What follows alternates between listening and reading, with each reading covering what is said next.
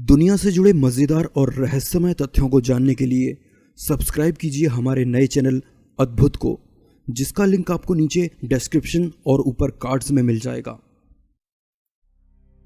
वैसे तो दुनिया बेहद खूबसूरत जगहों से भरी हुई है, जिसमें दुनिया भर के शहर, इमारतें और द्वीप शामिल हैं।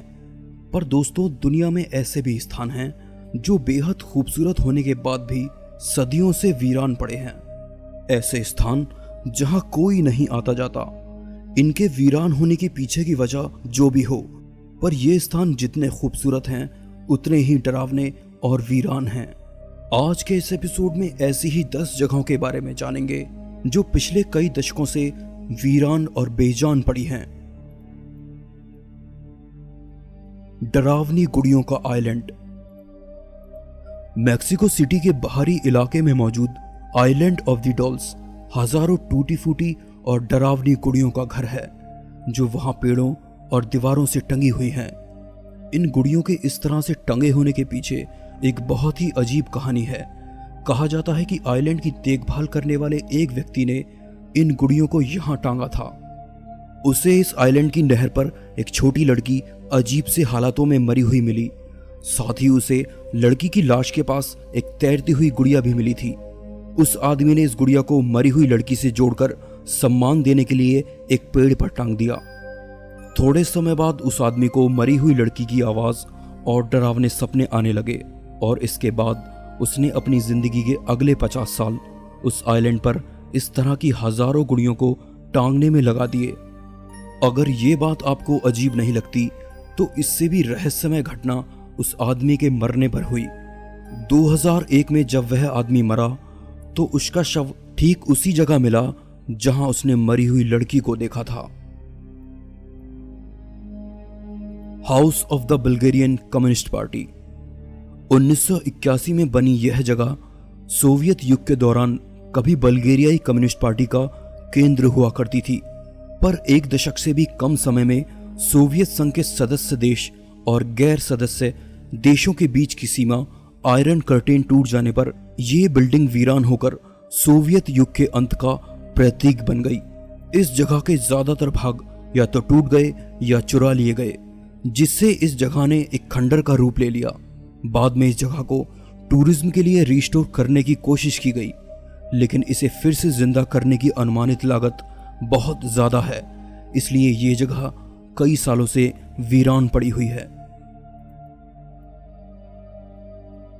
Marlboro psychiatric hospital. Marlboro psychiatric hospital USA में अपने काले इतिहास के लिए जाना जाता है। 1931 में खुले इस हॉस्पिटल में अगले 65 सालों में अजीब वारदातें हुई, जिसमें मरीजों का रहस्यमय ढंग से गायब होना, आत्महत्या और दम घुटकर मरने जैसी घटनाएं शामिल थीं। ये घटनाएं इतनी ज्यादा हो गईं कि इसकी सरकार द्वारा गोपनीय रूप से जांच की गई। सेनेटर रिचर्ड जे कोडी को अपने अंडरकवर ऑपरेशन के दौरान हॉस्पिटल में एक एम्प्लॉय की हैसियत से एंट्री मिल गई, जिसमें उसे हॉस्पिटल के बाहरी कॉटेज में काम करने के लिए कहा गया। कोडी का बैकग्राउंड किसी ने चेक नहीं किया। जांच में पाया गया कि यहाँ पिछले 60 सालों से मरीजों का शोषण और गैर कानूनी मेडिकल एक्सपेरिमेंट्स किए जा रहे थे। इस हॉस्पिटल पर प्रतिबंध लगने के बाद यह कई सालों तक वीरान पड़ा रहा। कॉलमैनस्कोप, नामीबिया। 20वीं शताब्दी की शुरुआत में जर्मन उपनिवेशों द्वारा बसाया गया कॉलमैनस्कोप का ये शहर नामीब डेजर्ट में 1950 के बाद से वीरान और बेजान पड़ा है। जर्मन उपनिवेश बहुमूल्य रत्नों की खोज में यहाँ आए थे। अपना काम पूरा हो जाने के बाद 1950 में वे यहाँ से चले गए। उसके बाद यहाँ फिर से कोई नहीं आया। यहाँ की ज्यादातर लकड़ी की इमारतें टूट रही हैं और इनमें से कुछ तो रेत में दफन हो चुकी हैं। पिछले कई दशकों से यहाँ किसी ने फिर से बसने की कोशिश नहीं की। ये बात इस जगह को दुनिया की सबसे डरावनी और वीरान जगह बना देती है। प्रिपेयत शहर, यूक्रेन। प्रिपेयत शहर 1986 में अपने न्यूक्लियर पावर प्लांट त्रासदी के लिए जाना जाता है।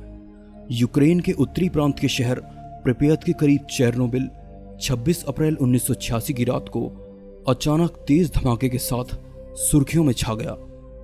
वहां स्थित परमाणु रिएक्टर में बिजली की मात्रा में बढ़ोतरी से पैदा हुई गर्मी से 4 मंजिला इमारत फट पड़ी और परमाणु रेडिएशन ने उत्तरी मध्य यूरोप को भी अपने आगोश में ले लिया। कुल 31 मौतें हुई और 4 साल में लगभग 4 लाख लोगों को विस्थापित किया गया। अब भी कैंसर और विकलांगता से यहाँ लोग जूझ रहे हैं। विकिरण इतना भयंकर था कि उसे रोकने के प्रयास अब तक किए जा रहे हैं। शहर अब पूरी तरह से खाली है। जिंदगी की बची कुछ निशानियां यहाँ अब भी देखी जा सकती हैं। परमाणु रेडिएशन से ग्रसित ये खूबसूरत शहर अब एकदम वीरान है। Hashima island, Japan. एक युद्धपोत जैसे दिखने वाले हाशिमा आइलैंड को बैटलशिप आइलैंड और घोस्ट आइलैंड भी बोला जाता है। लगभग 1 शताब्दी तक ये आइलैंड कोल माइनिंग की एक प्रसिद्ध जगह और हजारों वर्कर्स का घर थी। 1890 में इस जगह को जापान की मित्सुबिशी कंपनी ने खरीदकर यहाँ 9 मंजिला कंक्रीट की इमारत बनवाई थी। 1951 तक ये आइलैंड अपनी 5000 से भी ज्यादा पॉपुलेशन की वजह से दुनिया की सबसे ज्यादा जनसंख्या घनत्व वाली जगह थी। लेकिन जब यहाँ कोल माइनिंग बंद हुई तो ये आइलैंड पूरी तरह से वीरान हो गया। इस जगह को देखने पर ऐसा लगता है कि इतिहास में यहाँ कोई भयंकर घटना घटी होगी। वैसे कभी कभी ये आइलैंड फिल्मों की शूटिंग के लिए इस्तेमाल होता आया है। जेम्स बॉन्ड की स्काईफॉल मूवी का एक हिस्सा यहीं फिल्माया गया है। धनुषकोडी, पंबन आइलैंड, भारत। धनुषकोडी गांव भारत और श्रीलंका के बीच एकमात्र स्थलीय सीमा है जो पाक जल संधि में बालू के टीले पर सिर्फ 50 गज की लंबाई में विश्व के लघुत्तम स्थानों में से एक है। आसान भाषा में कहें तो ये भारत के अंतिम छोर पर एक ऐसी वीरान जगह है जहां से श्रीलंका दिखाई पड़ता है। ये जगह दुनिया की भूतहा जगहों में से एक है क्योंकि इस इलाके में अंधेरा होने के बाद घूमना मना है। यहाँ जाने वाले लोग दिन के उजाले में घूमने जाते हैं और शाम होने से पहले ही रामेश्वरम लौट आते हैं क्योंकि पूरा 15 किलोमीटर का रास्ता सुनसान, डरावना और रहस्यमय है। Villa एपेक्वेन, Argentina.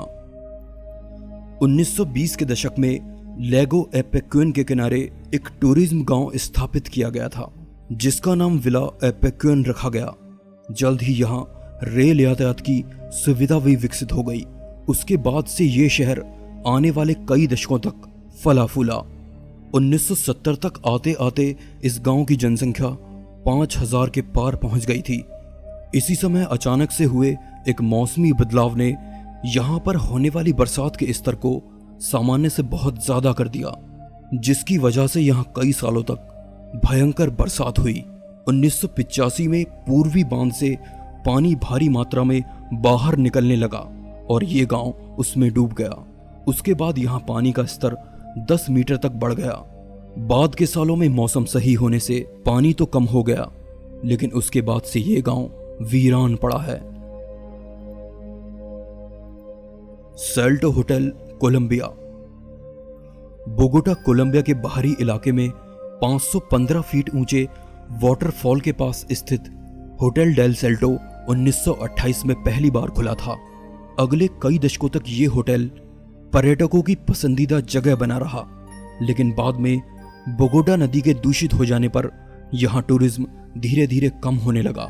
1990 तक आते आते ये होटल पूरी तरह से बंद हो गया। कुछ लोगों का मानना है कि वाटरफॉल पर हुई आत्महत्याओं की वजह से ये होटल अब भूतहा जगह बन चुका है।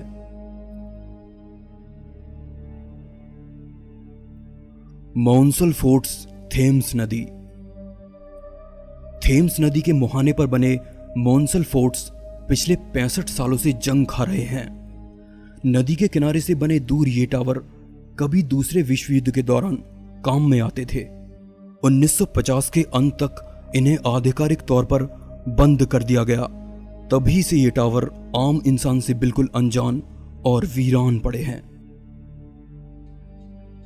दोस्तों, आज के इस एपिसोड में बस इतना ही। एपिसोड आपको कैसा लगा प्लीज मुझे कमेंट में बताइए। अच्छा लगे तो ज़रूर से लाइक कीजिए। मैं उम्मीद करूँगा इस वीडियो के लिए मुझे 1500 लाइक्स मिल जाएंगे। और अगर आप इस चैनल पर पहली बार आए हैं तो सब्सक्राइब जरूर कीजिए ताकि आने वाले वीडियोस आप लोग एंजॉय कर सकें। मैं हूं आपका दोस्त विशाल, फिर से मिलेंगे एक नए एपिसोड में। तब तक के लिए नमस्कार।